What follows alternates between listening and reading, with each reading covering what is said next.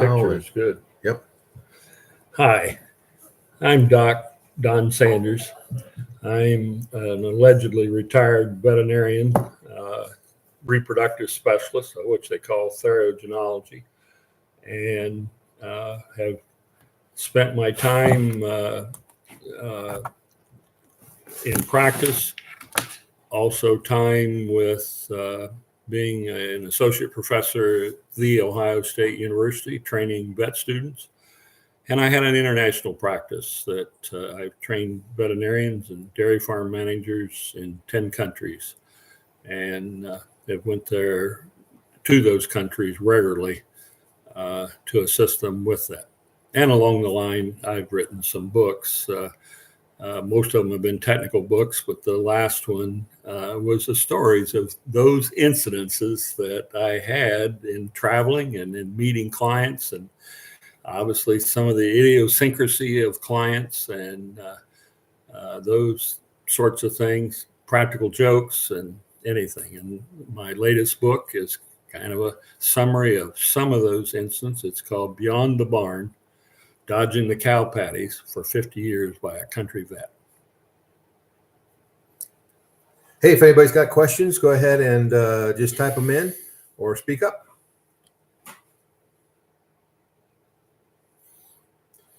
And what's your favorite animal, Doc? Well, I really don't have a favorite animal. I've got a boxer dog that is my best friend in the animal world, and I have had a lot of experience with most every other domestic species, and so I get along with them all well. It happened that most of my writing has been mostly about dairy cattle and a couple books on swine, and so that's what I'm really kind of noted for. But frankly, I'm an animal lover all the way, whether it be dogs, cats, and my cat's name is Morris. And when they come out with that cat food with the big yellow cat on the outside of the bag, Morris is whose picture is there on the bag. And so there's many different things that I've done and animals that I've worked with. And I've worked on everything from alligators to elephants and, of course, gazillions of cows and goats, sheep, pigs, you name it. And along the line, I've actually had some clients ask me advice about their own ailments and what to do about them, and counsel them sometimes a little bit on life. So what's the worst injury that you've seen to an animal when they survived?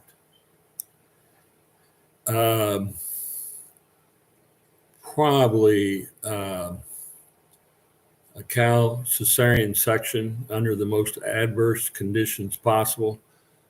Cow had been in labor, and her uterus, when we got the calf delivered, prolapsed out, meaning turned wrong side out and came out behind the cow.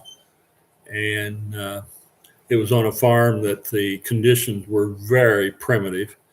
The farmer had to go to the house to heat some water so that I had hot water to work with, so I could clean everything up and keep my instruments clean. And at one point, the cow, she was in great distress.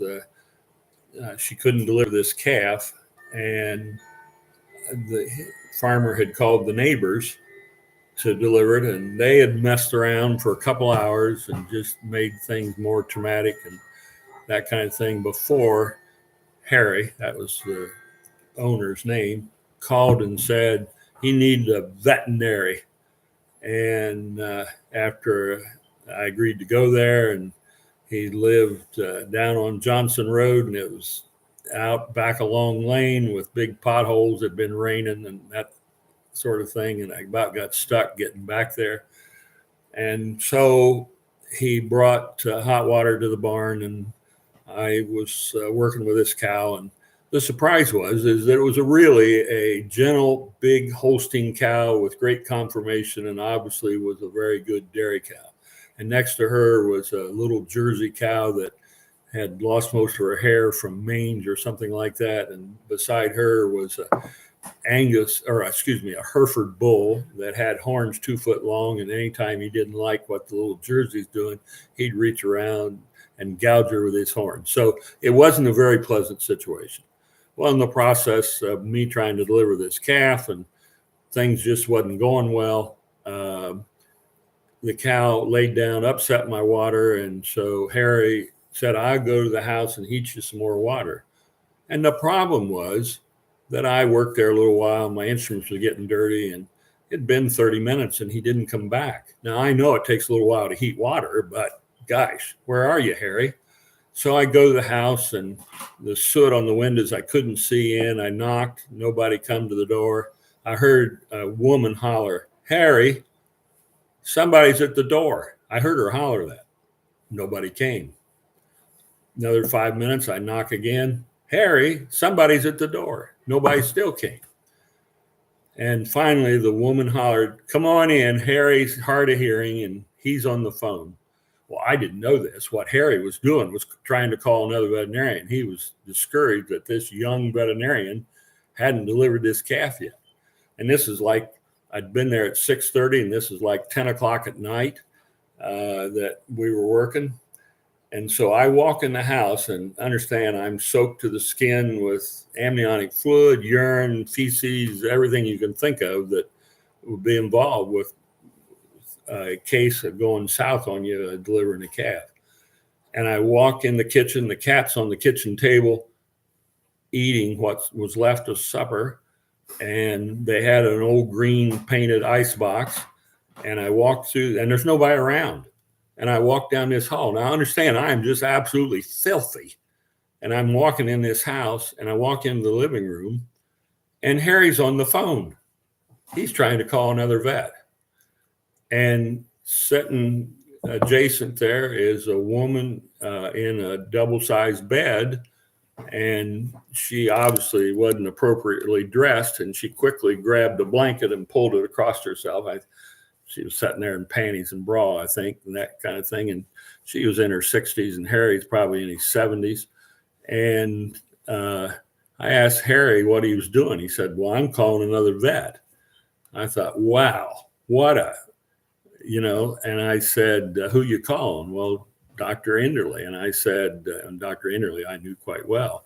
And as a matter of fact, this call was that I was covering emergencies for Dr. Enderly so he could have the evening off. And I said, let me talk to Dr. Enderly. So Harry gave me the phone, and I said, Wayne, here's the situation. And I described how bad it was and all that sort of thing. And he was familiar with who it was. And he said, Don, under no circumstances am I coming out there.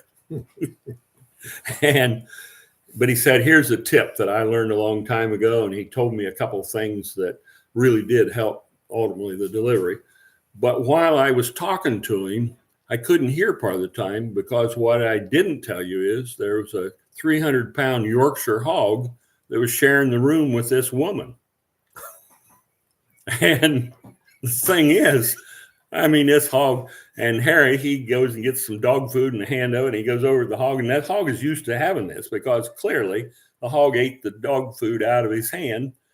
And the woman apologized. She said, hey, I've got rheumatoid arthritis. I've been down all winter, and I haven't been able to get up, and Harry's taking care of things, and obviously it hasn't went well, and yada da, yada da. And the hog was sitting there grunting contentedly as it ate its dog food. And fortunately, Dr. Enderly gave me a couple of good tips, and Harry had heated the water for me. And so I go back outside, and I clean up my equipment, and I use Dr. Enderly's tips. Now, understand, I hadn't been in practice only maybe 2 or 3 years, and I'd never been presented with something as difficult as this case was. And so I worked with Harry's cow and Dr. Enderly's tips. And in 30 minutes, I had the calf delivered, and I had spent 2 hours trying to get it manipulated around so it would come out. And the calf is dead and this sort of thing. And the short version of a long story is that Dr. Enderly said, disarticulate, or in other words, detach the front legs from the shoulder blades and deliver them out, and you'll find it reduces the size of the calf, that the rest of it will come readily. Well, I did that and it worked wonderfully. And I used that procedure, shoot, a half a dozen times over the years of getting caught in situations. That's something they don't teach you in vet school. It's something that Dr. Innerly had been in practice 45 years to my 3 years. And so he had some good ideas up his sleeves of what to do. Well, I left there and I come home and Dr. Judy, my wife, said, "Don, where have you been?" And I was soaked and I was filthy and that sort of thing. And so I told the story. Well, then I wrote a letter to the health department expressing my concern for the welfare of this couple.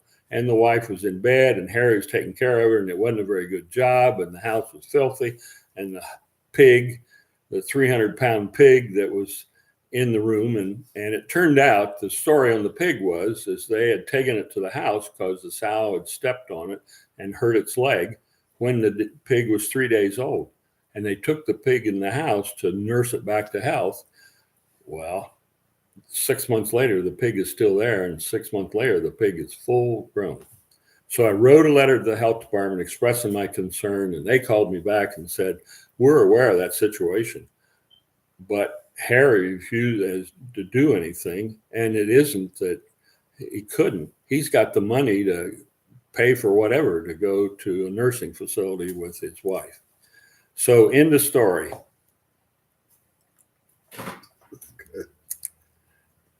So the thing is, there's things like that happen, and there's good stories and bad stories and just all kinds of different things that happen.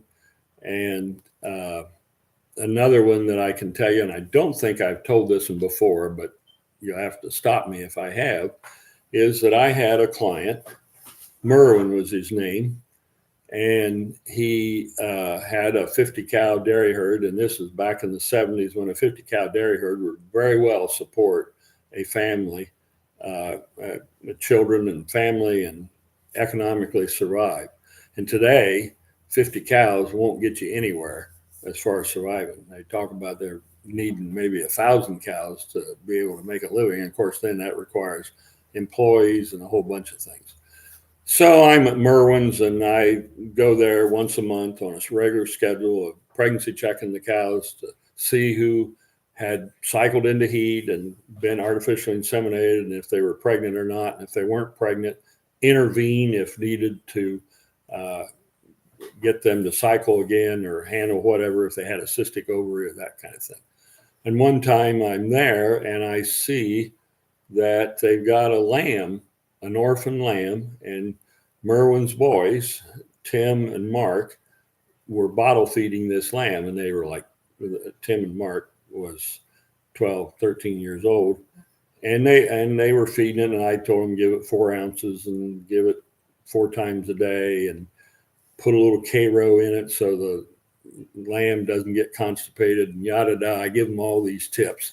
And so they raised that lamb, and I'm there one time, and the lamb now this is 6 months later, well, 5 months later probably, and the lamb's weighing 60, 70 pounds, and Merwin said, hey, my dad and I, the lamb was a male lamb, and male lambs can tend to, when they begin to feel their testosterone, get kind of aggressive and this sort of thing. And so they decided the lamb needed castrated. Now, rather than pay a veterinarian to come do it or take it to the veterinarian's office and have him do it, they decided this is a procedure. They had castrated pigs before. This is something they could do themselves.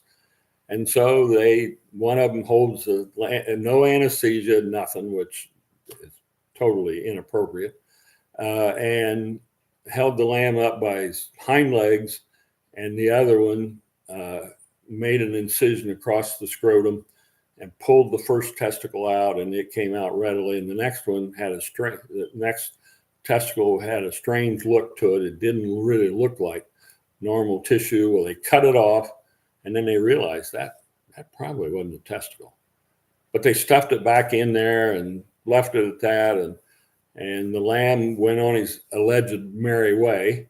After a few days, he was back to eating a little, and then he got to the place that he was getting bigger and bigger, and there was no feces being passed. There is something going on that's clearly wrong with this. And so I'm there pregnancy checking cows one day, and they show me the lamb that he's obviously big and plump.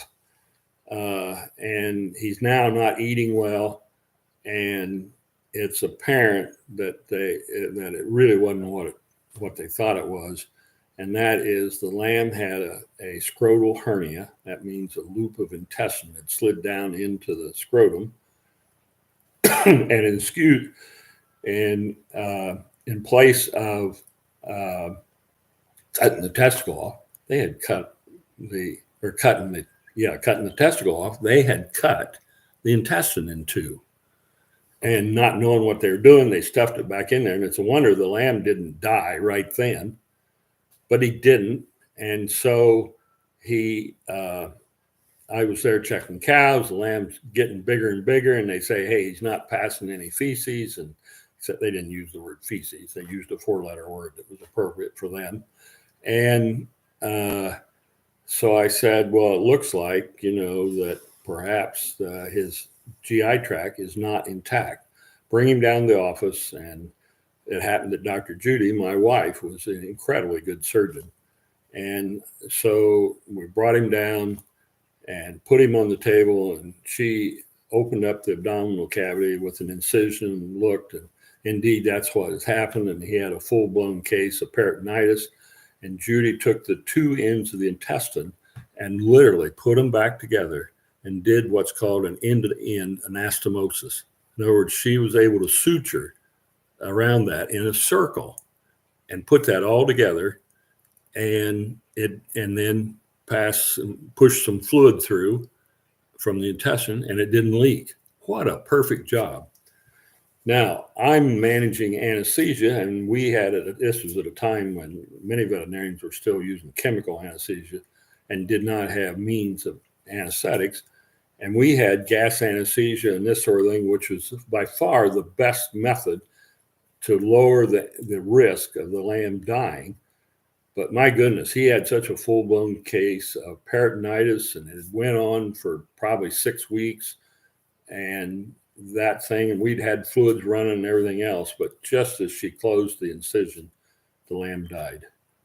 Now, I got to tell you, in the veterinary world, that's a frustration, because it never happens when you're opening the incision up that they die. They always die after you've put an hour's work into it, and it goes from there. Now, that's not a complaint. I'm just telling you that's kind of the facts of life that sometimes happens when you get a very severely ill case. And that's what happened. The lamb died just as Judy was closing everything up, and she had successfully did the anastomosis and so forth. So I called Merwin up and I said, the operation was very successful, but the patient died, which, how that is. That didn't do much good. And he said, well, let's knock him down and pay the bill. And I said, well, I mainly want you to pick him up, because at that time we did not have a crematory or any means of disposal. And so Merwin could take him home and take the lamb home. And I told him that, hey, his boys are going to be terribly disappointed. Dig a little grave, and if you'd like, have a little funeral for the lamb and put a cross on his grave and that sort of thing. Well, Merwin said he would. He came down. And this is the time when veterinary fees were relatively inexpensive. And Judy was feeling really sorry for these boys having lost their little lamb. And so she just wrote a bill for $25, which would basically about cover the anesthesia. I mean, she was being very charitable. And so when Merwin came in, he said, well, how much do I owe you? Now, I had seen the bill that Judy wrote, and so I put 2 zeros behind it. And I handed it to him, and Merwin got lightheaded. Oh, he grabbed the desk to hang on to it. I mean, he was wobbly and everything else, and white as a sheet. And, I mean, here he is with a $2,500 bill in a lamb that was probably worth $25. And after I thought he's going to pass out or something, I told him that now just take those zeros off. and it was better at that point. But I really had him that time. Sounds like it was worthwhile. Yeah, right. Anyway, that did it do any more getting into the scrotum there and doing their own surgery after that? No, they did not. They didn't do that. And they just assumed that a lamb should be just like a pig, and in some ways they are. And it's a very common practice that the manager of an operation castrate lamb or pig or calf that's involved. So there's those kinds of stories involved as well. And that particular story is in my new book. It's called Beyond the Barn, Dodging the Cow Patties for 50 Years by a Country Vet. And it's available on Amazon. It's available at my website, blockerresources.com. And it's available a number of different places like that. And if you happen to be in Champaign County, Ohio, there's several stores that carry it, such as Freshwater Farms of Ohio and Dave Greenlee's operation of producing books and videos and different things like that. And he has them available too.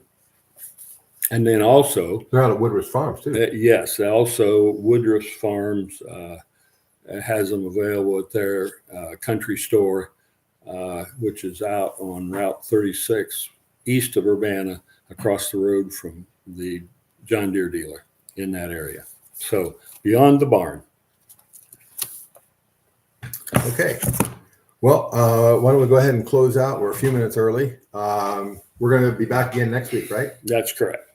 And I'll have some more stories organized, and we can do some different things with those too. And we'll have some of the audience asking questions.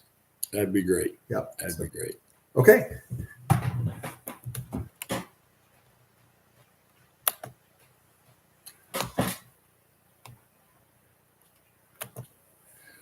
You know what I need.